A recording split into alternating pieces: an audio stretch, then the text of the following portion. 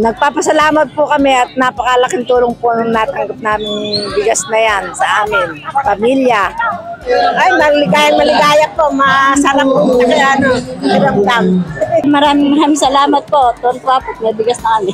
Eh kasi po bumibili lang po kami ng bigas, tapos po hindi pa makapaghanap buhay yung mister ko, napasma pa po. Kaya maraming thank you po.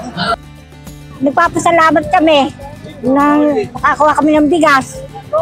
Kay Gov. Oli, Mali, kaya bumubuo ng kanilang pangkat.